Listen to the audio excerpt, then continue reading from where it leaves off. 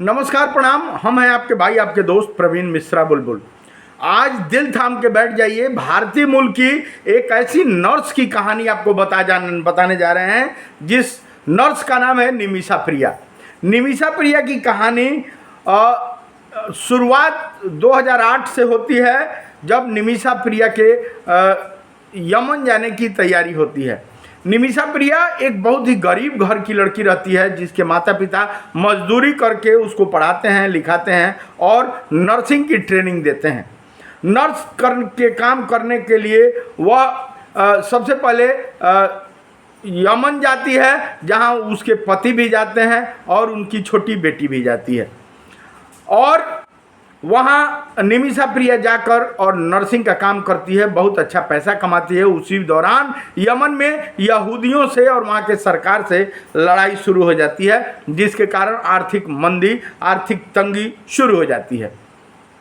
भोजन के लाले होने लगते हैं। 2014 आते आते उसकी बेटी और उसका पति, निमिषा प्रिया के पति केरल यानी अपने गांव लौट आते हैं, क्योंकि केरल मूल की, भारतीय मूल की, केरल की रहने वाली निमिषा प्रिया है।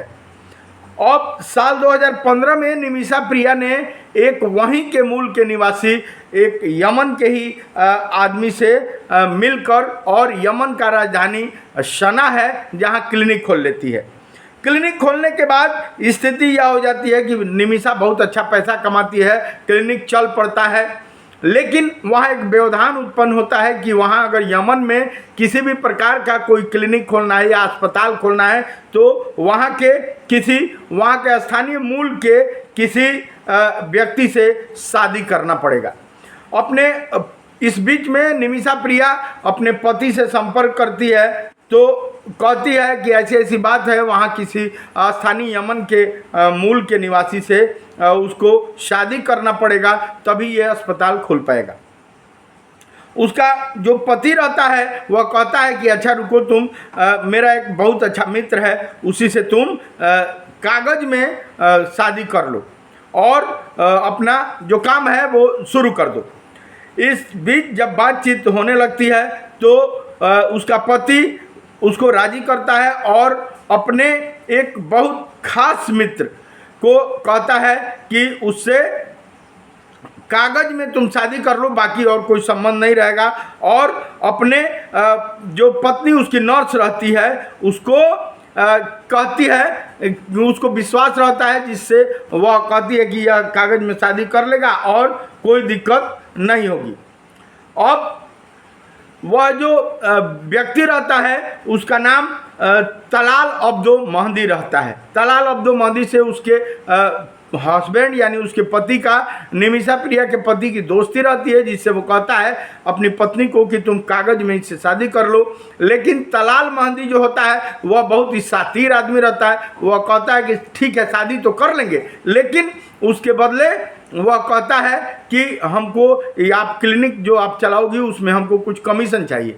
कमीशन भी लेता है और निमिषा प्रिया का पासपोर्ट जो इंडिया जाने का रहता है वो पासपोर्ट लेकर रख लेता है। स्थिति तब बिगड़ती है जब निमिषा प्रिया का जो क्लिनिक है वो चलता है खूब बढ़िया, जब रन पकड़ लेता है, तब तलाल जो है, तलाल महदी का नियत बिगड़ जाता है।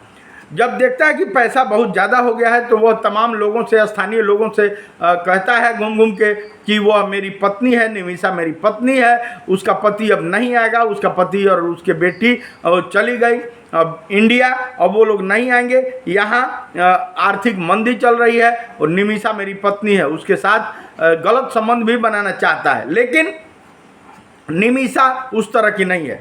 निमिषा एक अच्छी और अपने पति को कहिए कि पतिव्रता स्त्री रहती है। लेकिन इस बीच में तमाम प्रताड़नाएं देता है, जिसको लेकर वह केस भी करती है। वहाँ यमन के कोर्ट में वह केस करती है और वह केस जीत जाती है। प्रताड़ना का केस करती है, जिसकी वजह से वह यानी कि ये जो तलाल महदी है वह जेल भी हो रहता है और जेल से निकलने के बाद अब वह ठान लेता है कि जेल से जब निकलेंगे तो इसको और भी परेशान करेंगे, इससे बदला लेंगे। इसी बीच अब निमिषा प्रिया इसके प्रताड़ना से परेशान हो जाती है। जो बातें सामने आ रही हैं कि लोग कह रहे हैं कि उसका शोषण करना चाहता है, उसका शारीरिक शोषण से लेकर आर्थिक शोषण तो करता ही है और भी पैसा मांगता है, जिसको लेकर यह तंग हो जाती है। अब इंडिया यानी केरल आना चाहती है निमिषा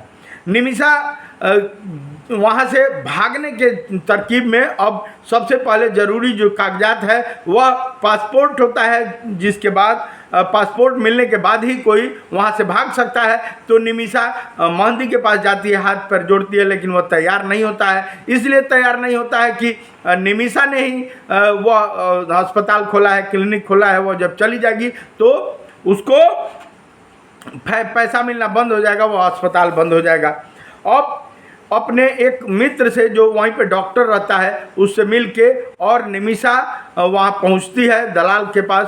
वह बीमार हो जाता है जब वहाँ से छूट कर आता है जेल से, तो दलाल महंदी बहुत बीमार हो जाता है।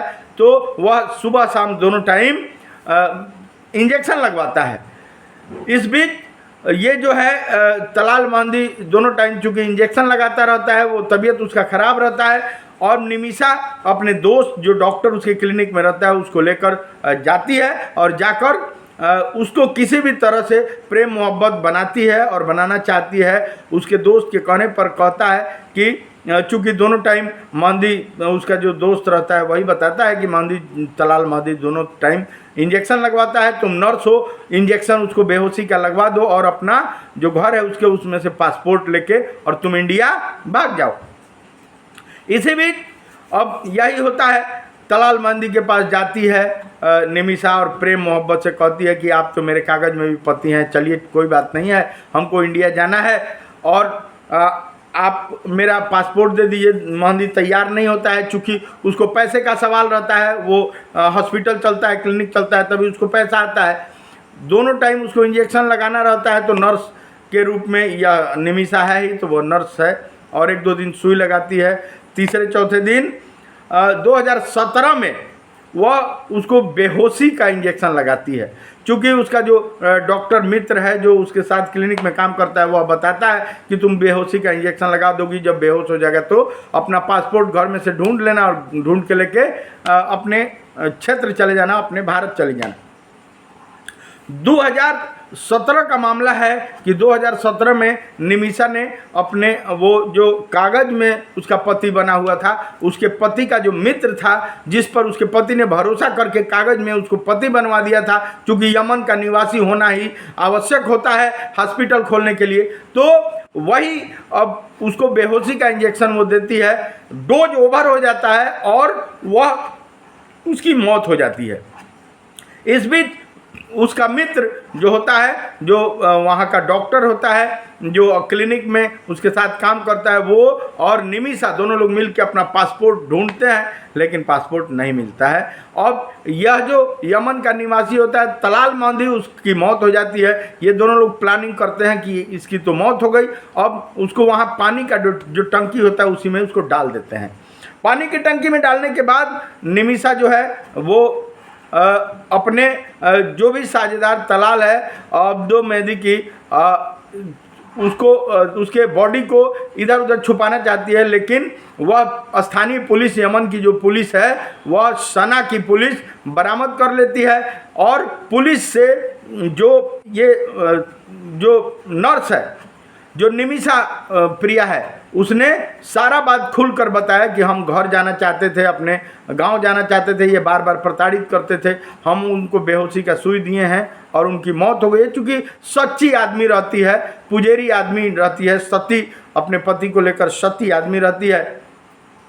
अब उस मामले में वहाँ का कोर्ट जो है 2020 में फांसी की सज़ा निमिषा को सुना देता है।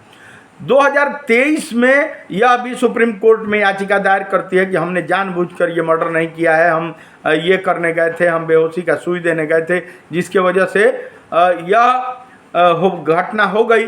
लेकिन 2020 में इसको फांसी दी जाती है। सर्वोच्च न्यायालय में जब ये मामला दर्ज करती है तो 2023 में यमन के सर्वोच्च न्यायालय ने इस मामले को खारिज कर दिया और फांसी मुकर्रर कर दी गई। भारतीय मूल के केरल की रहने वाली निमिषा प्रिया जो नर्स है उसको 16 जुलाई 2025 को फांसी मुकर्रर कर दी गई। इस बीच में उसके पति जो हैं, उसके पति, उसकी माँ, ये सारे लोग केरल के राज्यपाल से मिलते हैं और तमाम कोशिशें की जाती हैं। वहाँ के राज्यपाल कहते हैं कि मैं निमिषा को मरने नहीं दूंगा, बचा लूँगा। वहाँ का जो भारतीय दूतावास है यमन में, चूँकि भारत से बहुत अच्छा संबंध नहीं है तो यमन से भारतीय दूतावास भी हटा लिया गया है। लेकिन वहाँ के कुछ लोगों के मदद से, वहाँ के 94 वर्षीय एक व्यक्ति है जिसके मदद से यमन में इसका जो फांसी है वह अभी टाल दिया गया है। अब निमिषा को फांसी जो टाला गया है वह इसलिए टाला गया है कि निमिषा उसके बदले, जैसे यमन में एक नियम है कि किसी को अगर फांसी होता है, किसी की हत्या हो जाती है तो उसके बदले कुछ मनी देना पड़ता है, कुछ पैसा देना पड़ता है। उसके परिवार के लोग अगर मान जाते हैं तो ब्लड मनी देना पड़ता है। ब्लड मनी अगर आदमी मान जाता है, उसका परिवार की हमारा सदस्य चला गया, तो उसके लिए हम ब्लड मनी, कुछ security money 10 lakh 20 lakh dollar में लेकर और माफ़ कर दें तो वो फांसी माफ़ हो जाती है। लेकिन निमिषा प्रिया के साथ अभी तक जो मामला है, भारतीय मूल के कई लोग जिनके संबंध वहाँ यमन से बहुत अच्छे हैं, एक 94 वर्षीय एक सफ़ीउल्लाह कुछ हैं, उनके कहने पर अभी तक ये मामला टल गया है। निमिषा प्रिया अपने रिश्तेदारों और समर्थकों को लेकर और भारतीय दूतावास से लेकर और भारतीय गवर्नमेंट से लेकर राष्ट्रपति तक पहुंची हैं। वहाँ के भी राष्ट्रपति अगर चाहते हैं तो यह फांसी की सज़ा टल सकती है। यह बताया जाता है कि ब्लड मनी के रूप में 10 लाख डॉलर जुटाकर और मोदी के परिवार को भी निमिषा दे चुकी है। अब देखना दिलचस्प होगा कि यह फांसी टल जाती है या माफ़ कर दी जाती है, या वह कुछ दिन बाद फिर से फांसी होती है। क्योंकि यमन में एक नियम है कि वहाँ पे आँख के बदले आँख लिया जाता है, मर्डर के बदले मर्डर कर दिया जाता है। लेकिन भारतीय मूल के जो भी भारतीय राष्ट्रपति, भारतीय प्रधानमंत्री, यहाँ के केरल के राज्यपाल, सब लोग लगे हुए हैं कि उसको, जो भी निमिषा नर्स है, वह चूँकि वह वहाँ के प्रताड़ना से परेशान थी, उसने जानकर यह नहीं किया है। तो आप सभी से अनुरोध है कि आप लोग भी उस निमिषा के लिए आवाज़ उठाइए और ज़्यादा से ज़्यादा, और कुछ नहीं कर सकते, सोशल मीडिया पर सपोर्ट कीजिए ताकि उस निमिषा को न्याय मिल सके, एक बेटी को न्याय मिल सके, एक पतिव्रता बेटी को न्याय मिल सके और वह भारत आ सके। चलिए, अगर इस चैनल को अब तक सब्सक्राइब नहीं किया तो सब्सक्राइब कीजिए। धन्यवाद।